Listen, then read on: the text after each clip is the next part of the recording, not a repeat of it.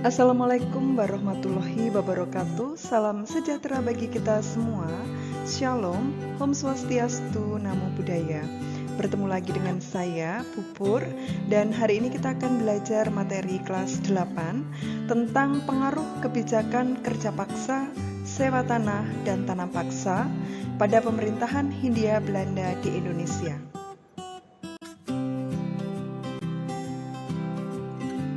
Tujuan pembelajaran hari ini antara lain menjelaskan pengaruh kebijakan kerja paksa, menjelaskan pengaruh sistem sewa tanah, dan menjelaskan pengaruh sistem tanam paksa di Indonesia.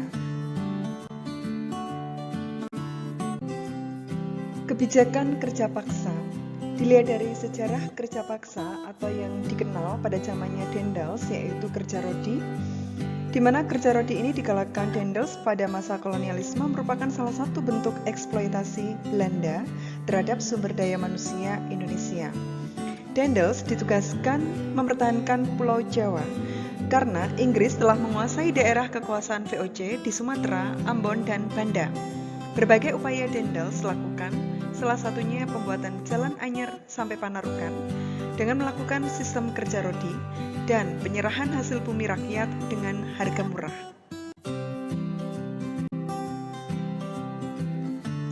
Pada tahun 1809, Daendels membangun jalan raya pos atau jalan yang membentang sepanjang 1000 km dari Anyar sampai Panarukan.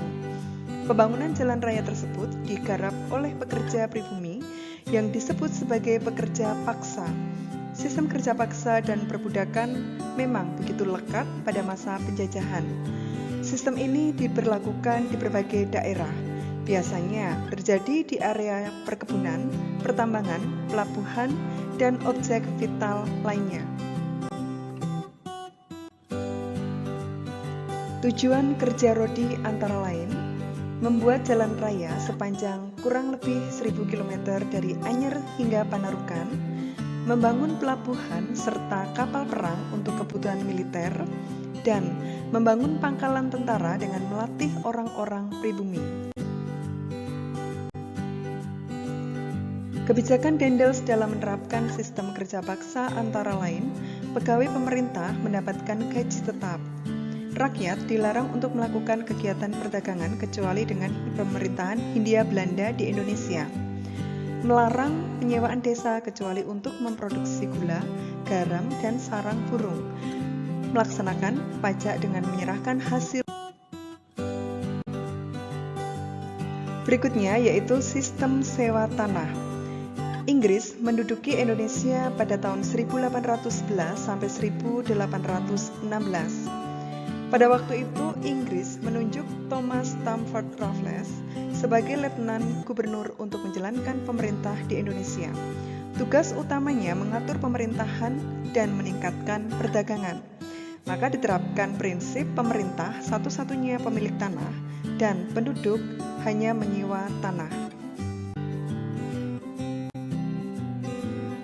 Dalam pelaksanaan sewa tanah antara lain menghadapi kesulitan dalam pemungutan perorangan, maka dipungut per desa, dan jumlah pungutannya pun disesuaikan dengan jenis dan produktivitas tanah. Sedangkan ketentuan dalam sewa tanah, petani harus menyewa tanah meskipun ia adalah pemilik tanah tersebut. Harga sewa tanah bergantung pada kondisi tanah.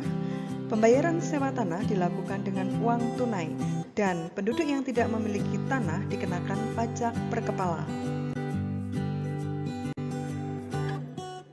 Dampak-dampak sewa tanah antara lain dampak positif, memperkenalkan sewa tanah lewat pajak dan ekonomi uang, penghapusan kerja paksa dan petani bisa memilih tanaman yang akan ditanam. Sedangkan dampak negatifnya, kerugian petani karena belum mengenal sistem uang. Oleh karena itu, terdapat kegagalan di dalam penerapan sewa tanah. Antara lain, budaya dan kebiasaan petani yang sulit diubah, kurangnya pengawasan pemerintah, peran kepala desa dan bupati lebih kuat daripada asisten residen yang berasal dari orang-orang Eropa. Raffles pun sulit melepaskan kultur sebagai penjajah kerja rodi, perbudakan, dan monopoli masih dilaksanakan. Berikutnya yaitu sistem tanam paksa.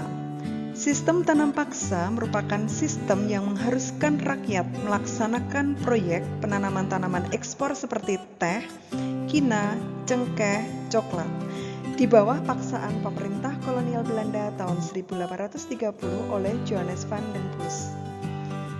Kewajiban rakyat, terutama Jawa, untuk menanam tanaman ekspor yang laku dijual di Eropa.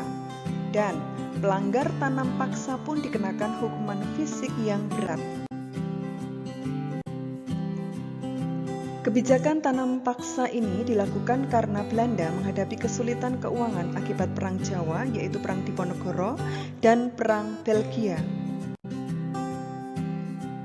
Pada kenyataannya, adanya pelanggaran di dalam praktek-praktek tanam paksa antara lain, tanah yang digunakan untuk tanaman wajib lebih dari setengah bagian milik rakyat, kelebihan hasil tanaman wajib tidak pernah dibayarkan, waktu kerja pun melebihi 66 hari tanpa imbalan, dan tanah tetap dikenakan pajak.